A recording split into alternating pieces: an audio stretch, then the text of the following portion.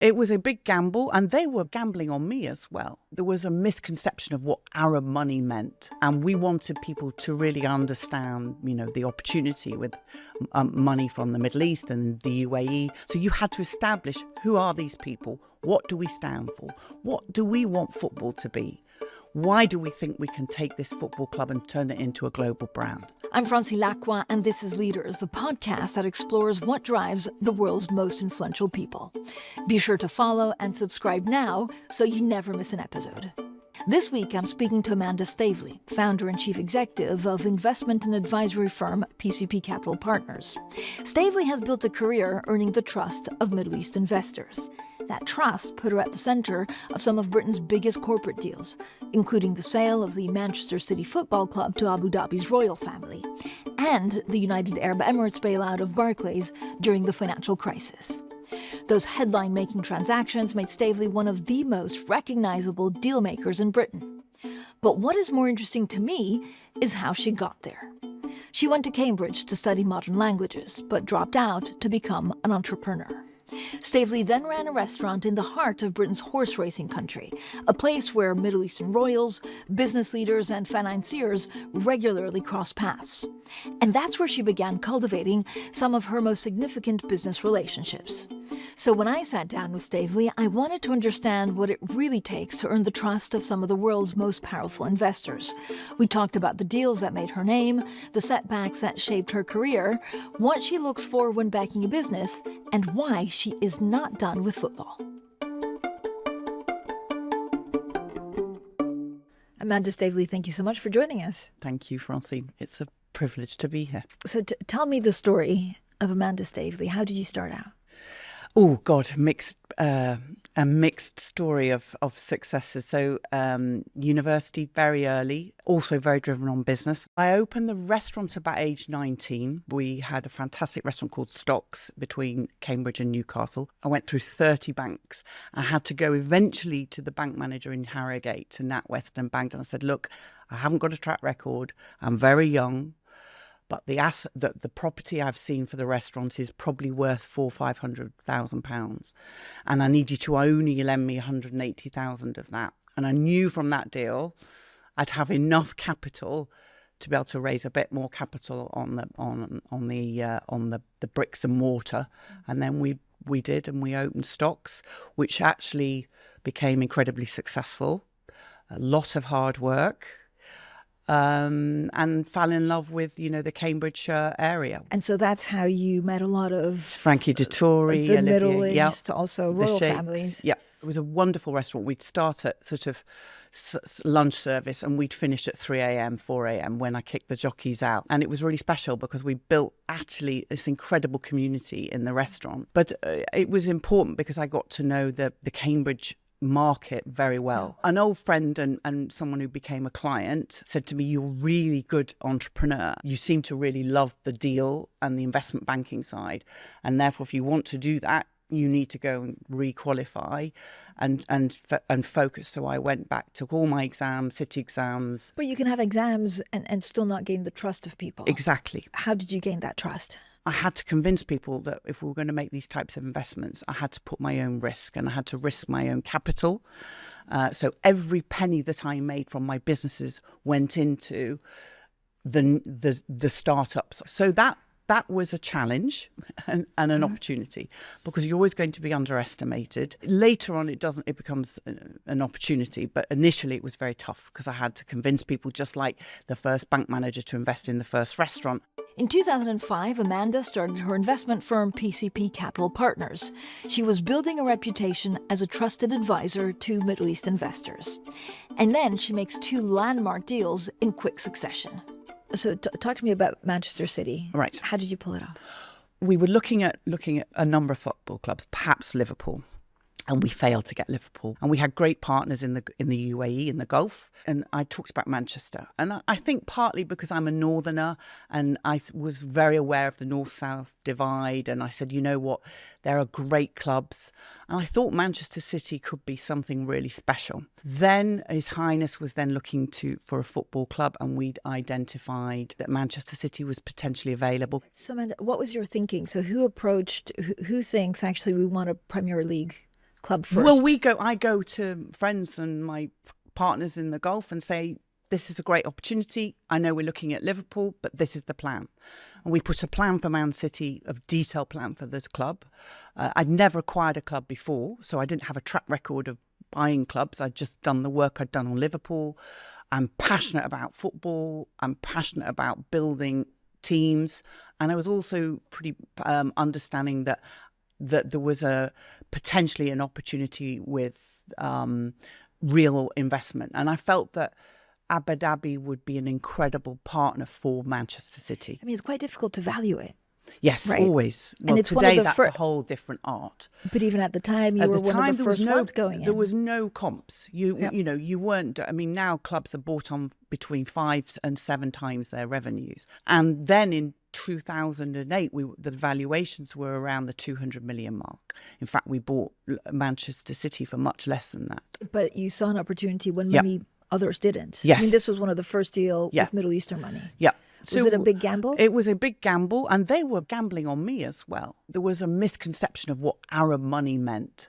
Yeah. And we wanted people to really understand the opportunity with money from the Middle East and the UAE. So you had to establish, who are these people? What do we stand for? What do we want football to be? Why do we think we can take this football club and turn it into a global brand? But of course, there was nothing there to point to. There wasn't a track record of investment in the UK, so it was hard. But what did you see in them? Trust, hard work, honesty, vision, everything that the UAE has become. It was so easy. I was living in Abu Dhabi. I was living in Dubai. So I knew, what it's like to be part of that community and be very treasured. So I knew with football, that's it's a family. And that is the way we run football clubs as family. Why do you think Sheikh Mansour wanted it? Do you think because it's fun? Because it's prestigious? No, what attracts powerful people usually men to football clubs? I think for them it was about a real passion and a real desire. And I still think that today there's a huge professionalism. Today, Manchester City is run as the most professional outfit. It is so institutional. The Manchester City deal Amanda Staveley brokered for Abu Dhabi closes in September 2008. Meanwhile, the global financial system is in crisis. Banks are teetering, governments are stepping in with rescue packages, and Barclays is trying to avoid a taxpayer bailout that would come with strings attached. Staveley sees another option. She turns to the relationships she's built in the Persian Gulf. Through her firm, she helps to secure Abu Dhabi's £3.5 billion investment in Barclays. It's the deal that cemented Staveley's reputation as one of Britain's best-known deal makers. So I wanted to hear how it came together. So Barclays, you say there's this big opportunity. Yep. You see, the markets are going haywire. They need funding. And you think, I can step in? Yes, which was really, that was ballsy. Yeah, that was ballsy. That was brave. But when you're 34, you've got a lot less to lose. I knew the capital markets would fallen apart. It was a catastrophic, terrifying moment. Liquidity was non-existent. CDS rates were through the roof. I was very convinced about my business plan. I absolutely knew that that Barclays would go and look for an external bailout. I knew they didn't. Because someone told you, or just knew. We literally said, we've got capital, we're raising capital. We thought that the government will offer the government will probably say we want a rich deal in terms of the bond. So we felt that the reserve capital note that we eventually did the government would have been doing quite a high coupon. So we'd actually be able to force Barclays to pay us an equally high coupon on the bond side. We went and said we can invest at about 3 billion. We noticed that Qatar were already pretty much at their limit to what they could invest in the bank without a full takeover. So we thought we might be the only game in town. But we hadn't raised the money. So we'd spoken to His Highness, obviously Sheikh Mansour, and they were brilliant, and IPIC were really backing. But we were also speaking to the Kuwait, Saudi, China, CIC, and we were raising this 3.5 billion in about 3 weeks. Again, with a small team. It was me. That's why I find this That's is why what it's is so quite strange. extraordinary. No, well, I'm very numerate. So I still, when I went to do my Barclays due diligence, I'd take my triforms, and I used to do all my own models, and I had my Bloomberg terminal. So, Always a good idea. Always. And that was all I had. Barclays was a different level because you've got to go in and that you've got to be very disciplined. We felt that the bank needed about 3 billion of equity as a minimum. And that meant that you couldn't just structure this as a bond. It had to be done as a base equity level, which was something called a mandatory convertible note. And that note that was difficult because it was hard to finance externally because you couldn't what we call repo it. It didn't belong to me because it converted at a mandatory time, and therefore it meant that raising finance on the back of that note will be difficult. But I mean, at this point, are you competing with big investment banks? So is there a UBS trying to didn't find know. a deal? I presume. Did you think about it? Yes, but I just focused. I also knew the market very, very well. I knew that I could raise the money. I was but I couldn't convince anyone else on that. I mean, I didn't sleep for 4 or 5 days. I'm literally on phone calls, raising money, writing my notes. So again, you're sitting with multiple investors. Yeah. I mean, multiple jurisdictions, multiple parts of the world. You're Yeah. negotiating the deal. You're calculating yourself. What was the hardest part in that? God, everything. I mean, I had to convince His Highness and everybody at the end that the deal, it would be profitable. Because there were so many people that were fearful that it would be a disaster. Because remember, once you've actually secured the deal at that price, the market fell. How do you convince a very powerful entity that they're not going to lose money? They I don't know how I did. Actually, they were seriously brave. But you were sure of your Yep. sure of your deal. There was no doubt this was not going to make money. Yeah, a lot of money. And I said, you will be incredibly rich. Now, that's not why Abu Dhabi make investments. Sorry, that to be very clear, that's not. I wanted to be very rich, but because they make for different reasons, and this was a strategic relationship. And actually, I was led by the fact, and they were being led by the fact that this is an amazing strategic relationship for Abu Dhabi to have with Barclays, which it always was. Almost a decade later, that same Barclays deal lands Amanda Staveley back in the spotlight, this time in court. She sues the bank for around $2 billion, arguing Barclays misled the market about its deal with Qatar. Barclays denied wrongdoing and said the claims were without merit. The trial also revealed a series of internal Barclays emails in which bankers referred to Staveley in sexist terms. In the end, Barclays won the case. The judge ruled Staveley wasn't entitled to the damages she was seeking. But the ruling wasn't a complete victory for the bank. The judge found that Barclays had deceived Staveley during the fundraising process, and he described her as a tough, clever, and creative entrepreneur. So I wanted to understand what happened. How does one of the defining deals of your career end with a years-long legal battle against the very bank you helped bail out? So what happens with Barclays? Because this was, a great deal, and then you decide to sue them in 2015. Yes, we did. Why? Because it was a shock. So when we did the deal, Barclays said to us in writing and verbally that the deal that I had was exactly the same as the deal with the Qataris, and there was no hidden fees. Barclays did do a secret deal with, and they did pay the Qataris. But why did you sue? Because it could have. I mean, you didn't win. So I did win on fraud. The judge did found that PCP was defrauded, and to the point of civil fraud. So, but did it feel risky? What, to sue? To sue? I think no, because actually I won the fraud part, which allowed something, and the rest of that is subject to confidentiality. Why did you do it? Principle or money? No, it was principle. I think once I'd read the judgment, that's why I did it.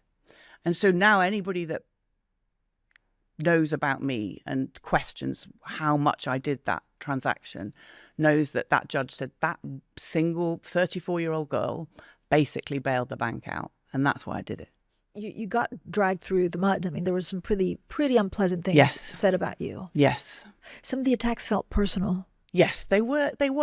But it was 2008 and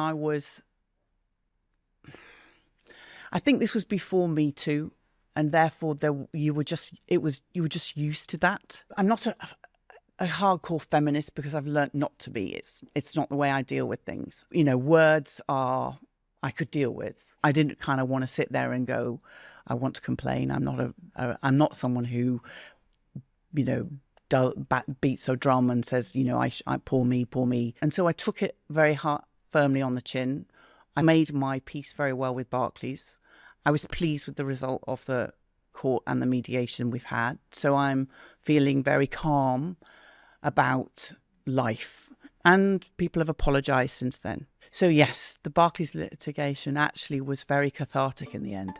Amanda Staveley's next major deal was the Saudi Public Investment Fund, or PIF, takeover of Newcastle United in 2021 for $415 million.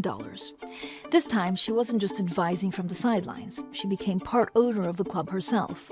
But the deal was years in the making and mired in controversy, with accusations of sports washing, a term to describe using sports to improve a country's international image, and a dispute over the piracy of Premier League broadcasts, all threatening to derail the takeover.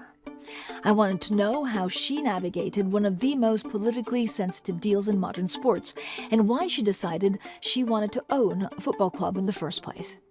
Did you always think you'd be part of the Premier League?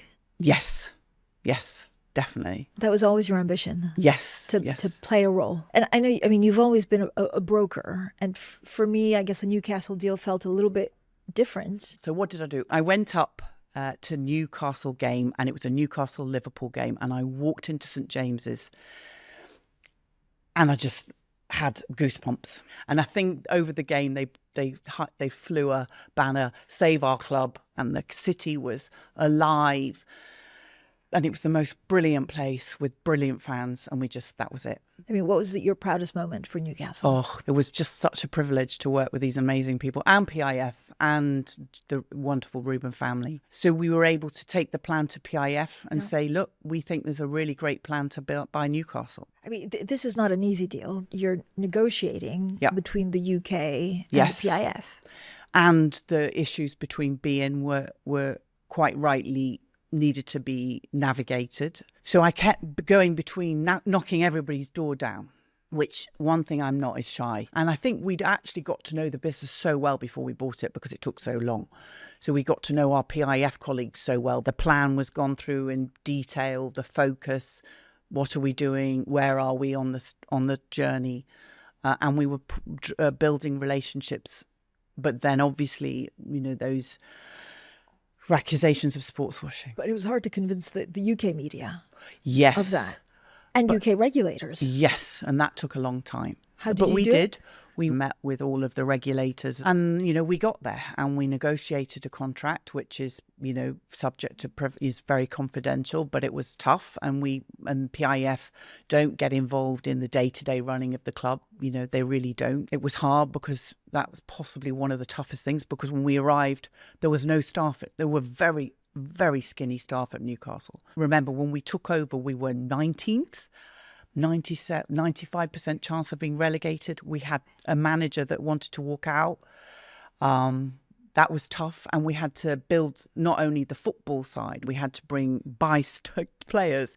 We had to bring commercial values. We had to convince, the Premier League. And then we had to go through this total change of new rules at the Premier League as well. But the first hurdle, I guess, was, centering on whether members of the Saudi ruling government would also become directors of the club. Yes. So who did you go and see to unlock that? The Premier League. Richard Masters was great from day one. And so they actually trusted that we would do the job we did. And I think we did prove that. We did prove that we would play it by the rules. And we did. When you're in, you're all in. Was it all consuming? Is that it is. Is that what you Football think makes your... Is it football or any deal? No, we are like that with everything. Probably that's one of my strengths and maybe also one of my weaknesses. But by giving so much, you also... We did achieve... Get back. Yeah, we got so much out of it. And actually with football, you have to be. It's so hard. Because if you buy the players at the wrong level, if you overpay, you can't get these wrong because you've got to buy them well and then you've got to sell them well. So why'd you walk away in 2024? It was the toughest decision I've made. It was so hard. I rowed with my husband so much about it. Had such good memories and it was really hard. But we felt very much that, we got a great offer for our shares.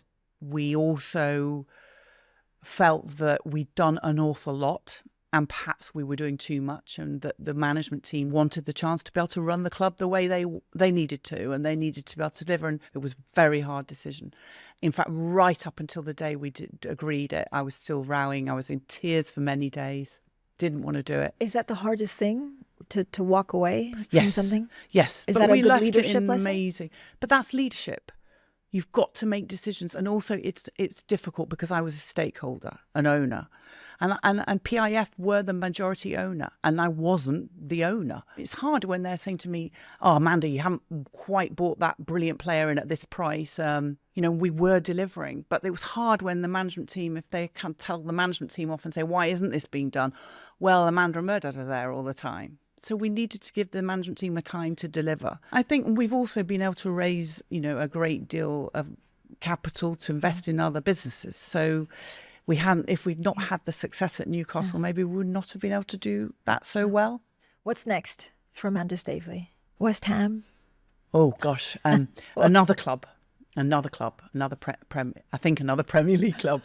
Or which one? I can't say. We're looking at a number. We've done a huge amount of work. Whatever club we take there'll be a big property play as well, because we won't just do a football led, or might be some other league. Might be we like the US as well. Why Premier League? Because it is unique, and I really understand what the opportunity of football could be, and how much this game could change. Rapid fire questions. Oh gosh. What is the same great indicator you always look for in a business you're considering buying? People. What kind of people? Loyal, hardworking. Management team is always 9/10 of the business. So if you don't have a good feeling with if somebody, it's chemistry with people, I don't go don't into business. No, definitely not. You've given pep talks in dressing rooms. What's your top tip for motivating a team? Oh, my worst tip, although it probably worked, was I remember being beaten really badly and going into the dressing room and crying. And I felt so bad for embarrassing myself in front of all the lads. And I felt so bad because they were exhausted. And I cried, and that was really embarrassing. And I came out and I was just heartbroken. I was so angry with myself. And then everybody had to cheer me up. So it took their mind off the game, and they just had to cheer me up. Ted Lasso or Succession? Ted Lasso, definitely. I used to watch it religiously, and then I thought, I can't watch this anymore. Because then I just think it's personal or not personal. If you were able to wave a magic wand, Liverpool or Tottenham to buy? Tottenham. Why? We want to go into something that we can really help and develop. I just want a challenge, and we want to go somewhere where there's a challenge. And that's what excites me. And that's where actually you get value uplift, when you take something from seedling and allow it to grow. And that's what we did with Newcastle. Amanda Staveley, thank you so much. Thank you, Francine. It's been really lovely.